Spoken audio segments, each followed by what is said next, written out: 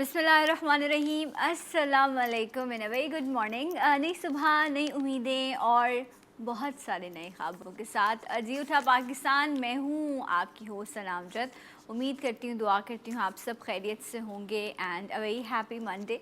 Hope so कि आपका weekend अच्छा गुजरा होगा और एक पुरजोश तरीके से, एक नए जज्बे के साथ और पॉजिटिव एनर्जी के साथ आप अपने नए वीक का स्टार्ट कर रहे होंगे। अच्छा, एक सरप्राइज़ जो हमेशा सबको बहुत अच्छा लगता है, सरप्राइजेस तो सबको ही पसंद होते हैं, मुझे भी बहुत पसंद है। सो एक सरप्राइज़ अपने फैंस के लिए, हमारे superstar, shining star Atif Aslam साहब, जो किसी तारुफ़ के मोहताज नहीं हैं और बस हम इंतज़ार करते रहते हैं कि बस कुछ नया उनकी तरफ से जो है वो रिलीज़ हो। उनका एक छोटा सा वीडियो भी जो है जब वो इंस्टाग्राम पे या किसी सोशल मीडिया पर पोस्ट करते हैं तो उसको बहुत लाइक्स मिलते हैं और जो उनके फ़ैन्स हैं वो बस चाहते हैं कि कुछ ना कुछ नया उनकी तरफ से आता रहे।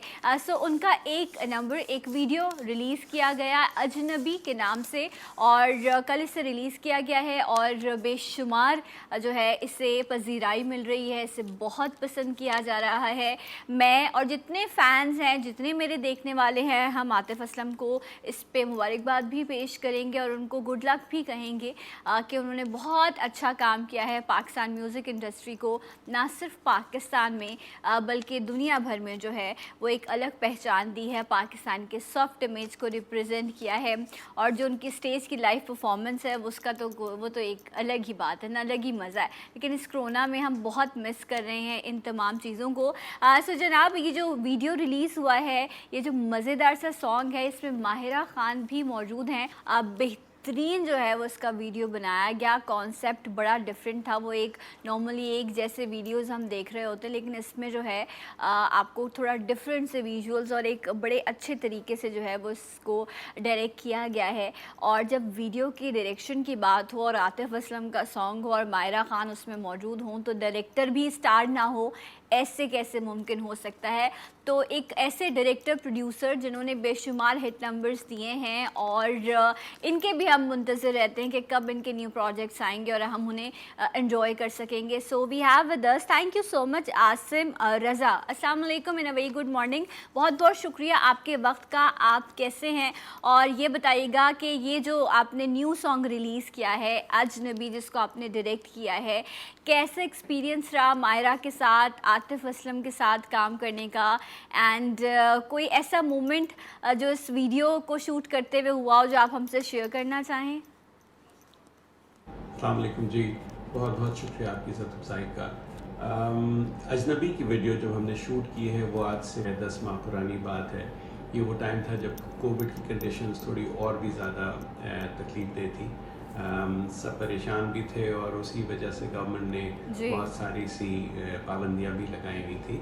तो जिस वक्त की एक छोटी सी पॉकेट हमें मिली जब नरम हुई थी कुछ पाबंदियाँ, तो हमने उस वक्त प्लान किया ये शूट, क्योंकि ये शूट ऑलरेडी हमने बहुत दिनों पहले से प्लान की हुई थी और ये डिले होती चली जा रही थी। सो हमारी ख्वाहिश थी कि इसे अब ख़त्म कर दिया जाए, काम पूरा कर लिया जाए। तो इसलिए हमने ये प्लान तो कर ली, लेकिन हमारे पास सिर्फ 2 रातें थीं जिसमें हमने तकरीबन 12-12 घंटे, तो यूँ मिला के 24 घंटे में हमने ये पूरा वीडियो ख़त्म करना था। तो यही हुआ, हमने कोई तकरीबन 24 से 25 घंटे में इस पूरे वीडियो की तमाम तर शूट मुकम्मल की, और वो भी एक छोटे से क्रू के साथ, क्योंकि हम बहुत बड़ा एलाबरेट क्रू नहीं रखना चाहते थे, अगेन बिकॉज ऑफ कोविड। ना वो कोई समझदारी की हरकत होती और ना ही हमें इजाज़त मिलती उस सब की। तो इस सब में काम अल्हम्दुलिल्लाह इज़्ज़त के साथ अच्छा हो गया। वो सिर्फ इसलिए क्योंकि सब दोस्त थे, एक दूसरे की इज़्ज़त करने वाले, एक दूसरे को प्यार देने वाले, एक दूसरे की सपोर्ट बनने वाले, और इसी वजह से जब दोस्तों के साथ आप काम करते तो काम हमेशा बेहतरीन निकल के आता है। अल्लाह का शुक्र है इस दफ़ा भी आया। लेकिन हमारे पास इतना नहीं टाइम था कि हम उसमें कुछ मस्ती मजाक कर रहे होते। तो यादगार इसलिए है कि हमने एक कठिन टाइम में एक अच्छी खूबसूरत चीज़ निकाली। लेकिन हाँ, शायद कोई मैं आपको इस वक्त कोई इंटरटेनिंग वाक़या नहीं सुना पाऊँगा उस शूट का। राइट, बिल्कुल ऐसे ही है। बहुत खूबसूरत वीडियो और जिस तरह आपने कहा कि बहुत कम वक्त था एंड आपने उसमें अपना बेस्ट देने की कोशिश की, टीम भी कम थी और यही मैसेज सबके लिए भी है कि कोरोना है काम हमने करना है, ज़िंदगी को आगे बढ़ाना है, बट SOPs को फॉलो करना लाजमी है। एक चीज़ मैं आपसे और जानना चाहूँगी कि आप इस बारे में क्या कहेंगे, जहाँ हर फील्ड में कोरोना की वजह से लोगों ने सफ़र किया है, सो इस कोरोना की वजह से फ़िल्म इंडस्ट्री क्या सफ़र कर रही है, या उसको कितना नुकसान हुआ है फ़िल्म इंडस्ट्री को इस वजह से? आने वाले टाइम में मैं अभी नहीं समझता कि सिनेमा के लिए बहुत अच्छा टाइम है, क्योंकि ऑब्वियसली आपके सामने है सिनेमा घर पिछले तकरीबन 2 साल से बंद पड़े हैं, और अभी आने वाले अगले 6-8 माह मुझे राइट। और मौजूद है हमारे साथ गेस्ट। अच्छा, मैं आपसे ये भी जानना चाहूँगी कि जब हम अभी इसको सेलिब्रेट कर रहे हैं कि एक आपकी तरफ से जो है वो वीडियो रिलीज़ किया गया ये अजनबी का, हम इंतज़ार कर रहे हैं इस डिप्रेशन के माहौल में जहाँ पर कोरोना भी है कि कुछ एंटरटेनमेंट का कुछ नया से नया जल्दी से जल्दी मिल सके, तो क्या हम एक्सपेक्ट करें कि जल्दी आवाम को आपकी तरफ से कुछ और सरप्राइज़ भी मिलने वाला है, कोई और नया प्रोजेक्ट? जिस तरह मैंने अर्ज़ किया, फ़िल्म को लेके तो मैं अभी ज़्यादा पुरुम्मीद नहीं हूँ अगले 8-10 माह में, तो शायद फ़िल्म तो मैं भी नहीं अभी कोशिश करूँगा बनाने की, लेकिन हाँ, ये कोशिश ज़रूर है कि नैरेटिव किसी भी किस्म का हो, चाहे वो किसी OTT प्लेटफॉर्म के लिए हो या टेलीविज़न के लिए हो, वो मैं ज़रूर करना चाहता हूँ। और मैं कुछ कहानियाँ सोच भी रहा हूँ, और कुछ लोगों से बात भी हो रही है, तो कुछ ना कुछ करने का इरादा है, और इंशाअल्लाह अल्लाह ने चाहा तो आप लोग कुछ ना कुछ ज़रूर देख सकेंगे मेरी तरफ से भी। हम मुंतज़िर हैं आपके नेक्स्ट प्रोजेक्ट के। अच्छा, ये बताइएगा, माशाल्लाह आप एक कामयाब डायरेक्टर हैं, प्रोड्यूसर हैं, बेशुमार हिट्स आपने जो है इंडस्ट्री को दिए हैं, चाहे वो टीवी कमर्शियल्स की बात करें, मूवीज़ की बात करें, सो बहुत सारे लोग जो हैं उनके लिए आप रोल मॉडल हैं। तो आप जो फ़िल्म मेकिंग की तरफ आना चाहते हैं, इस प्रोफेशन में नाम बनाना चाहते हैं, आप उनसे क्या सजेस्ट करेंगे? आप उनसे कोई ऐसी चीज़ जो हमेशा आपने फ़ॉलो की, वो क्या है? थैंक यू अगेन कि आपने मुझे इस काबिल समझा कि मैं लोगों को या स्टूडेंट्स को कुछ सिखाने की बात कर सकूं, लेकिन वाकई मैं अपने आप को इस काबिल नहीं अभी समझता कि मैं किसी को कुछ सिखा सकता हूं। सिर्फ एक चीज़ है जो मैं हमेशा कहा करता हूं, तमाम दोस्तों से भी कहता हूं और नए बच्चों से भी कहता हूं, और वो ये है कि मैंने ज़िंदगी में एक उसूल बनाया है, और वो ये है कि जो भी काम करूं, जहां भी शूट पे जाऊं या किसी भी प्रोडक्शन में घुसूं, तो मैं बहुत सॉलिड होमवर्क पे बिलीव रखता हूँ। मैं अगर किसी से मुलाकात करने भी जाऊँ तो पहले 4 दिन उस इंसान के बारे में मालूमात करता हूँ, पढ़ता हूँ। अब तो बहुत आसान है, गूगल हमारे हाथ में है, सोशल मीडिया है, हम कोई भी चीज़ करें उसके लिए रिसर्च करना कोई इतना मुश्किल काम नहीं है। हमने तो उस टाइम पे काम शुरू किया था जब लाइब्रेरीज़ में जा के बैठना पड़ता था, लेकिन तब भी और आज भी मेरी आदत है कि मैं कुछ भी करूँ, मैं उसका सॉलिड होमवर्क करता हूँ, और मेरे ख्याल ये है कि वो मेरे बहुत काम आता है। तो मैं सबसे ही रिक्वेस्ट करूँगा कि जो लोग भी अच्छा काम करते हैं, वो अगर अपने होमवर्क और सॉलिड करें तो उनका काम और मज़ीद अच्छा होता चला जाएगा। Great, thank you very much. Thank you so much, बहुत बहुत शुक्रिया। आसिम रज़ा हमारे साथ मौजूद थे एंड उन्होंने वक्त दिया, और जिस तरह से उन्होंने कहा कि यस, सक्सेस, हर इंसान बहुत मेहनत करता है अपनी लाइफ में, लेकिन कुछ चीज़ें होती हैं जिनको वो फॉलो कर रहा होता है, और रिसर्च करना, अपना होमवर्क कंप्लीट करना कि मैं जिस काम के लिए जा रहा हूँ उसके लिए मैं प्रिपेयर हूँ, उसकी बहुत सारी टेक्निक्स, चीज़ें मैं जानता हूँ, ये चीज़ आपको आपके काम में बहुत मदद करती है। So once again thank you so much. Enjoy कीजिएगा आतिफ असलम के इस नए सॉन्ग को, अजनबी को। आप सभी, मैं एक ब्रेक ले लेती हूँ। जब मैं ब्रेक से वापस आऊँगी तो एक बहुत बड़ा प्रॉब्लम जो सिर्फ पाकिस्तान में नहीं बल्कि दुनिया भर में बढ़ता जा रहा है, लोग इसको फेस कर रहे हैं, इसकी वजह से लोगों की ज़िंदगियाँ, professional life, personal life disturb हो रही है, लोग सुसाइड की तरफ चले जाते हैं, और वो प्रॉब्लम है डिप्रेशन। ये है क्या, इसकी तशख़ीस कैसे होगी और इसका इलाज कैसे मुमकिन है, इस सब पर बात होगी इस ब्रेक के बाद। हमारे साथ रहिएगा। जी उठा पाकिस्तान।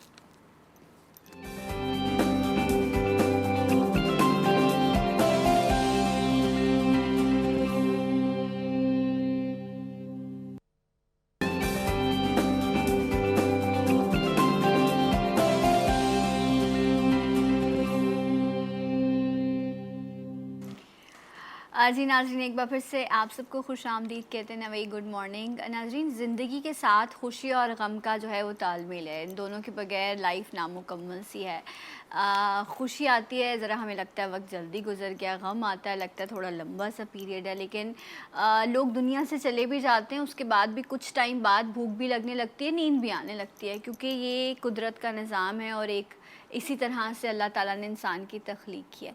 लेकिन कुछ लोग उस गम से निकल ही नहीं पाते, उस मुश्किल से ख़ुद को कोप अप ही कर नहीं पाते और अपनी ज़िंदगी को छोड़ देते हैं। या आजकल लोग एक लफ्ज़ इस्तेमाल करते हैं बहुत ज़्यादा कि जी मुझे अकेला छोड़ दो, मैं डिप्रेशन में हूँ, या किसी तरह की मुख्तलिफ़ तरह की परेशानियों में मुब्तला रहते हैं। ये जो लफ्ज़ हमारी ज़िंदगियों में शामिल हो गया है, लफ्ज़ जिसे डिप्रेशन कहते हैं, ये है क्या? क्या हर शख्स डिप्रेशन का शिकार है? एक छोटा बच्चा जो उस पे भी आजकल लोगों का कहना ये है कि वो बच्चे भी डिप्रेशन का शिकार होते हैं। ये बीमारी है क्या और इसका इलाज कैसे मुमकिन है, इस पर हम बात करेंगे। हमारे साथ मौजूद हैं, किसी तारुफ के मोहताज नहीं हैं, डॉक्टर मोइज़। अस्सलाम वालेकुम and very good morning. Doctor साहब, मेरे पास आज टाइम शायद बहुत ज़्यादा मुझे चाहिए इस चीज़ को डिस्कस करने के लिए। आप मुझे बताइए कि ये जो डिप्रेशन है ये है क्या और ये क्यों बढ़ रहा है हमारी मतलब सोसाइटी में? बिस्मिल्लाहिर्रहमानिर्रहीम। देखिए, लफ्ज़ डिप्रेस जो है ना, इसका मतलब है दबा हुआ, नीचे की तरफ जाने वाला, डिप्रेस्ड। प्रेस का मतलब है दबा हुआ, डी नीचे की तरफ दबा हुआ। तो इसका मतलब है कि इंसान की सोच जो है आम तौर पर वो ज़िंदगी के हालात मामलात के हवाले से चलती है, वो फ़ैसले करता है ज़िंदगी की एक्टिविटीज़ में वो हिस्सा लेता है। अगर वो ना ले पाए, कहीं पे उसे लगे कि मैं कमतर हूँ, मेरी ज़िंदगी बेकार है, मैं किस काम का हूँ, ये चीज़ नहीं होनी चाहिए थी, मुझे साथ ही क्यों हुआ, मेरी तकदीर ख़राब है, तो ये तर्जुमानी करता है एक ऐसी सोच की जो इवेंचुअली डिप्रेशन की तरफ ले जाती है। अच्छा, मतलब आप ये कह रहे हैं जो शख्स नेगेटिव ज़्यादा बात करना शुरू कर दे या सोचना शुरू कर दे तो वो कहीं ना कहीं डिप्रेशन की तरफ लीड एग्जैक्टली नेगेटिव नहीं है, नेगेटिव अलग चीज़ होती है। ये वो चीज़ है कि जो माहौल है आपका, उस माहौल से आप कटना शुरू कर दें। आप अपने आप को तन्हा महसूस करना शुरू कर दें, आपको लगे कि सारी दुनिया जो है वो खुश है, मैं ही ना खुश हूँ, मेरे साथ क्यों ऐसा हुआ। ये जब इंसान सोचना शुरू करता है तो इवेंचुअली वो डिप्रेशन की तरफ जाना शुरू। ओके, राइट जनाब। और कहा यह जा रहा है कि ख़वातीन में डिप्रेशन मर्दों की निस्बत ज़्यादा है और हम कहते हैं कि जी बस अमेरिका चले जाएं, वहाँ पर बहुत बड़ी तादाद में लोग डिप्रेशन का शिकार हैं। ये सब चीज़ें आज हम डिस्कस करेंगे, कौन कितना डिप्रेस है और उसको इस वक्त किस तरह हेल्प की ज़रूरत है। ये आज एक टेस्ट जो है वो डॉक्टर साहब करेंगे। यहाँ पर कुछ सवालात जो आपने ख़ुद से भी पूछने हैं ये जज करने के लिए कि कहीं आप डिप्रेशन में मुब्तला तो नहीं। हमारे साथ मौजूद हैं रहमा जावेद गौरी। अस्सलाम वालेकुम, आपको वेलकम करते हैं। We have with us Shahmeer Hussain. अस्सलाम वालेकुम शाहमीर। इन दोनों से कुछ सवालात आज डॉक्टर साहब करेंगे और वही सवाल आपने ख़ुद से भी करने हैं कि बिकॉज़ हम हेल्प ही नहीं करते, अपनी मदद ही नहीं करते कि हम बीमार हैं। और अगर मैं डिप्रेशन की बात करूं डॉक्टर साहब, तो इसमें ऐसा कोई तकलीफ़ नहीं है, कोई ख़ास तरह की अलामत ज़ाहिर होती है कि पता चल सके, क्योंकि ये लोग तो सुसाइड की तरफ चले जाते हैं। देखिए, डिप्रेशन में बहुत सारी बीमारियां भी होती है, आम तो लोगों को नहीं पता। वो कैसे? स्किन के बहुत सारे प्रॉब्लम डिप्रेशन मुसलसल रहने से होते हैं। ओके। उसके अलावा आपके मैदे के प्रॉब्लम बहुत सारे शुरू होते हैं, आपके हार्ट के प्रॉब्लम हो सकते हैं, आपके लंग्स के पल्मोनरी फंक्शन जो आपका वो डिप्रेशन से अफेक्ट होता है। तो मल्टीपल चीज़ें हो सकती है आपके साथ, मगर पता नहीं चलता, क्योंकि हम कहते हैं जी इसको हार्ट का प्रॉब्लम है किसी और वजह से। नहीं, डिप्रेशन में रहा, मुसलसल रहा, लंबे अरसे का रहा, तो अंदर पूरी आपकी पैथोलॉजी चेंज हो जाती है जिस्म की। तो पहली चीज़ तो ये समझ लें कि मगरिब में भी उतना ही डिप्रेशन है। औरतों में डिप्रेशन इसलिए ज़्यादा है कि औरतों में हर 20-25 दिन के बाद एक हार्मोनल चेंज आता है मेंस्ट्रुअल साइकिल की वजह से। फिर ज़्यादातर माशरों में औरत को सप्रेस किया जाता है जी। औरत को इजहार नहीं किया जाता, तो औरत को डिप्रेशन नॉर्मली इस वजह से ज़्यादा होता है कि इन्वायरमेंट सबसे बड़ा असर करती है, प्लस कुछ बायोलॉजिकल जो चेंजेस उसमें आते हैं उसकी वजह से होता है। राइट। अब सोशली भी इतनी एक्टिव नहीं होती हाँ, हमारे कल्चर में तो नहीं होती, या हमारे कल्चर में तो नहीं होती। मगरिब में तो खैर औरत जाती है, मगर औरत के फिर भी वहाँ पर बहुत सारे हुकूक नहीं मिलते जो मर्द को मिलते। आज से 100-150 साल पहले औरत को तो उसी तरह ट्रीट किया जाता है जिस तरह आज मुख्तलिफ माशरों में किया जाता है। आहिस्ता आहिस्ता वहाँ पे औरत उठी, तब्दीली आई, मगर आज भी औरत को वो मकाम नहीं मिलता जो मर्द को मिलता है। ये फैक्ट है। मगरिब की भी बात करूँ, अब डिप्रेशन ये बच्चों में भी होता है क्या? ये पैदाइशी भी है? अच्छा, अब आ जाते हैं मुख्तलिफ। एक तो होता है वो डिप्रेशन जो हालात वाक़यात की वजह से हो जाए। आपका कोई अजीज़ रुखसत हो गया, वालिदैन में से किसी की डेथ हो गई, जवान औलाद की डेथ होगी, तो वो गम तारी होता है। ठीक है, दुख और गम अलग चीज़ है डिप्रेशन से, मगर उस कैफियत में इंसान डिप्रेस रहता है। जब कोई गम हो, ग्रीविंग का पीरियड, बहुत लंबा ग्रीफ का पीरियड चला जाए तो इंसान डिप्रेशन की कंडीशन में रहता है। And it is okay, natural. जहाँ खुशी है वहाँ दुख और गम भी इंसान महसूस करता है। जब ये बहुत देर तक चलता रहे तो ब्रेन में हमारे 100 से ज़्यादा केमिकल होते हैं जिसको न्यूरोट्रांसमीटर्स कहते हैं। उन केमिकल्स के अंदर आहिस्ता आहिस्ता इम्बैलेंस शुरू हो जाता है। ओके। जब इम्बैलेंस शुरू हो जाए तो फिर आप क्लिनिकली डिप्रेस्ड हो गए। फिर अब आपको केमिकल का इम्बैलेंस हो गया तो फिर आपको ट्रीटमेंट की ज़रूरत है। उसके लिए माहिर साइकाइट्रिस्ट जो भी होते हैं वो क्या करते हैं, आपके ब्लड टेस्ट करवाते हैं कि कौन कौन से 3-4 मशहूर केमिकल्स हैं, वो उनकी कमी है, उस लिहाज से फिर आपको वो ट्रीटमेंट देते हैं। तो वो एक डिफरेंट केस हो जाता है। हर शख्स क्लिनिकली डिप्रेस नहीं होगा। हर शख्स हालात, मामला, देखें ना, बिजली का बिल बढ़ गया, पेट्रोल बढ़ गया, अब टेंशन घर के अंदर आए, बिजली नहीं, अरे सुबह से पानी नहीं आ रहा, अरे गैस इतनी कम आ रही है, खाना कैसे बनाओ। ये वो चीज़ें जो इंसान को गुस्से में भी लाती है और इवेंचुअली जब उसका बस नहीं चलता, देखिए ना, मैं किसको बोलूँगा जाके, किसके हाथ पर अपना लहू तलाश करूँ, किसके हाथ पे करूँ, तो फिर मुझे या तो गुस्सा आएगा या फिर मैं डिप्रेशन में चला। मतलब हर दूसरा शख्स डिप्रेस हुआ इस तरह से, तो ठीक है। लेकिन आपने कहा हर चीज को क्लिनिकल हेल्प, किसी को क्लिनिकल हेल्प की जरूरत फेज आउट हो जाता है। Phase out. कुछ लोग इतने मेंटली स्ट्रांग होते हैं कि वो उस कंडीशन को डील करना सीख जाते हैं। प्लस देखे ना, अब आज आप 5 दिन से डिप्रेस है किसी वजह से, कल को अच्छी खबर आई, आप निकल गए उसमें से। ट्रू। जिंदगी में कोई भी चीज मुतवातिर नहीं रहती। चेंज के बारे में कहते हैं, तगय्युर के बारे में, कि जो चीज हमेशा मौजूद रहेगी वो चेंज रहेगा। राइट। एक कॉलर शामिल करते हैं, उसके बाद इस क्वेश्चन और आंसर का सिलसिला भी हम शुरू करेंगे। अस्सलाम वालेकुम and very good morning. Hello, थोड़ी आवाज बढ़ाइए स्टूडियो में जी। हेलो जी। मेरा डॉक्टर साहब से सवाल है कि मौजूदा दौर में ये सोशल मीडिया के इस्तेमाल की वजह से भी मैंने पढ़ा था कि डिप्रेशन बढ़ता है, क्योंकि जो लोग सोशल मीडिया यूज करते हैं वो अपनी जिंदगी दूसरे लोगों की लाइफ से कंपेयर करते हैं। तो इस बारे में डॉक्टर साहब की क्या राय है? वेरी ट्रू, ये बहुत बड़ा इशू है आज का। हम इस पे ही आ रहे थे थोड़ी देर में। ये देखें, होता ये जी बिल्कुल, आप जवाब देते हैं डॉक्टर साहब। इंसान को कोई कंपेयर करे, बच्चों को माँ बाप कंपेयर करे, वो भी गलत है। इंसान अपने आप को कंपेयर करे। देखिए, आपके पास एक छोटी गाड़ी है, अब आप देखते हैं सोशल मीडिया पे लोग चाहे किसी और की गाड़ी क्यों ना, उसके सामने तस्वीर खिंचवा रहे हैं, लोग ट्रैवल कर रहे हैं, घूम फिर रहे हैं। अब उससे होता क्या है? उससे होता ही है इंस्टेंटली आपको अपनी कम तरीका एहसास शुरू हो जाता है जी। एहसास है कम तरीका कि यार इसके पास तो इतना है, मेरे पास नहीं है, मैं बड़ी मेहनत कर रहा हूँ।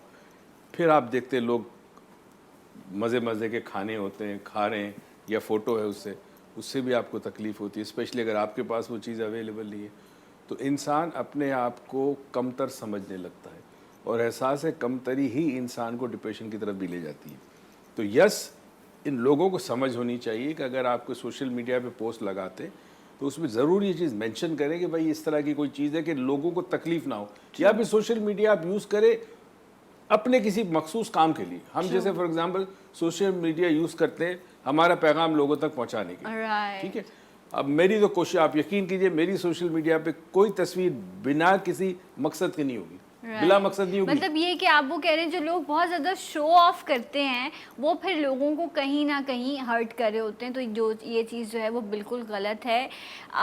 डिप्रेशन, जिस तरह आप डॉक्टर साहब कह रहे थे कि चाहे वो बिजली का बिल हो, घर का किराया हो, वो कोई और ख्वाहिश हो, ये ख्वाहिशें भी हमें जो हैं वो बेसुकून करती हैं, सुकून में नहीं रहने देती। तो हर दूसरा शख्स आया डिप्रेशन में मुब्तला हो सकता है। आप डिप्रेशन की किस कंडीशन में फॉल करते हैं, बिकॉज इसमें माइल्ड है, मॉडरेट है एंड सिवियर है, ऐसे ही है डॉक्टर साहब।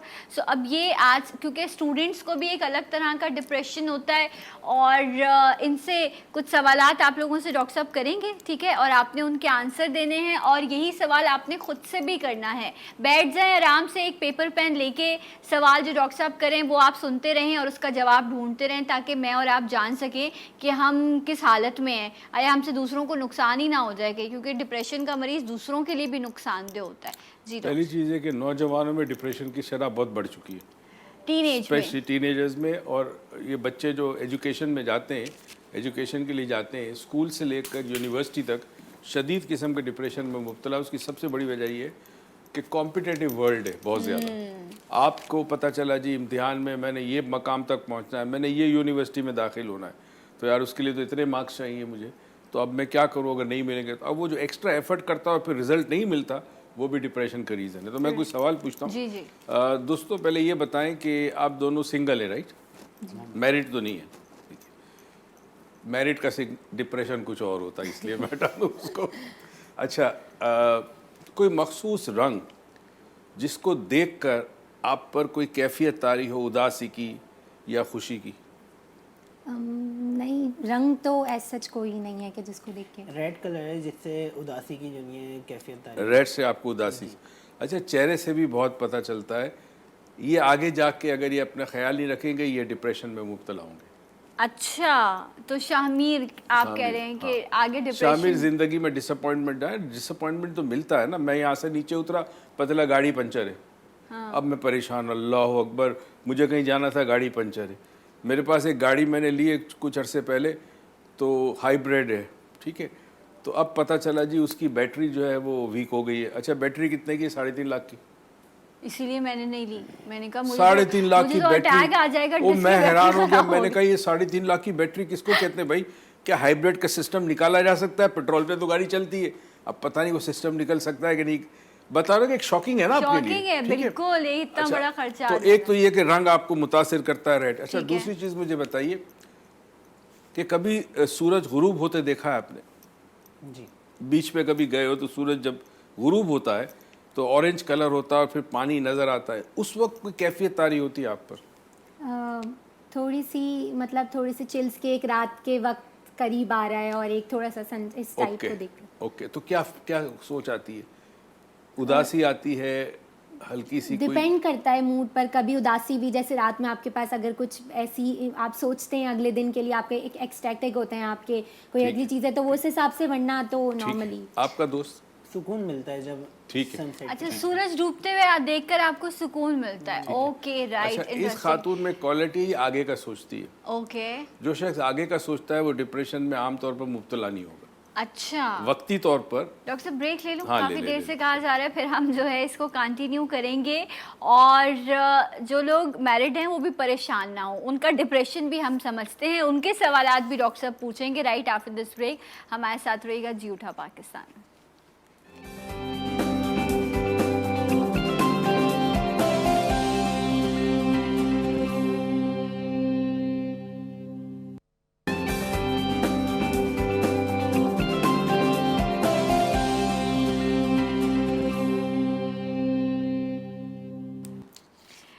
जी नाज़रीन, एक बार फिर से आप सबको प्रोग्राम में खुश आमदीद कहते हैं। और अच्छा, मैंने खुद ही लिखा और मुझसे खुद नहीं पढ़ा जा रहा। देखें, ऐसा होता है कभी कभी।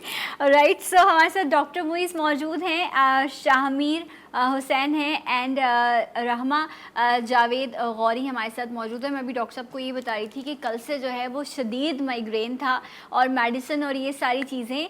अच्छा, ये थोड़े टाइम के लिए, अच्छा ये एक एंजाइटी थी, परेशानी थी कि जी ये ठीक हो जाए और मुझे जाना है, सुबह काम पे जाना है।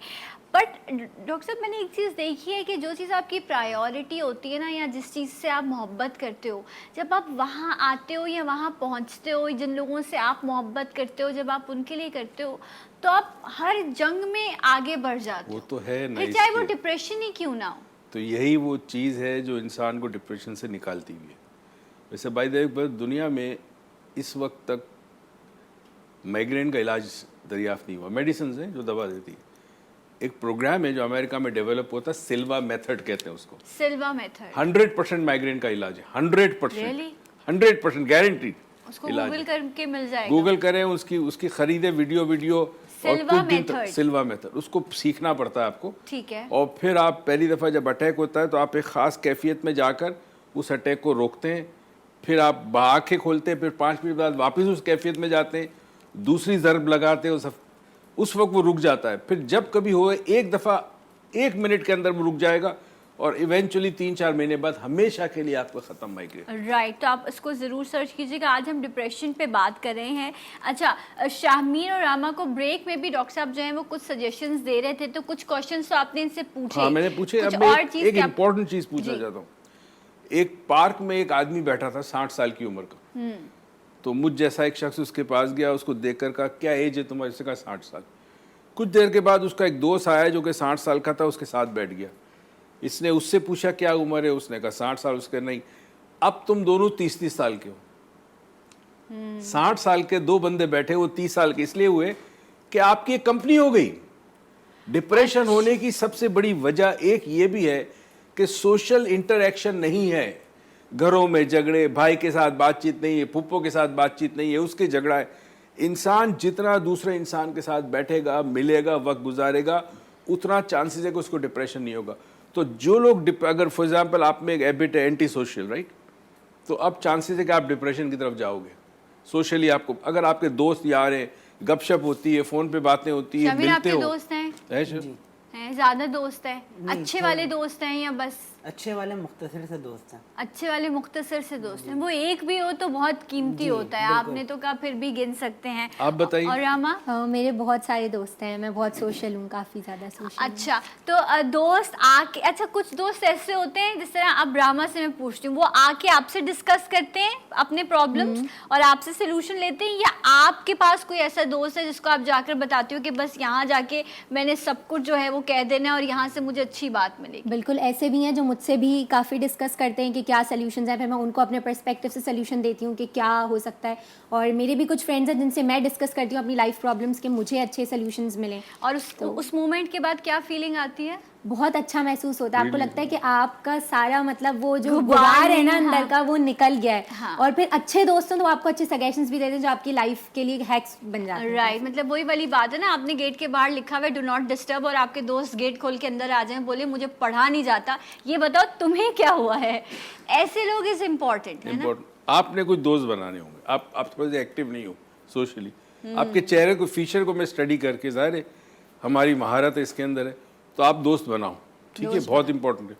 दूसरी चीज़ ये कि लाइफ में अप एंड डाउन्स आएंगे।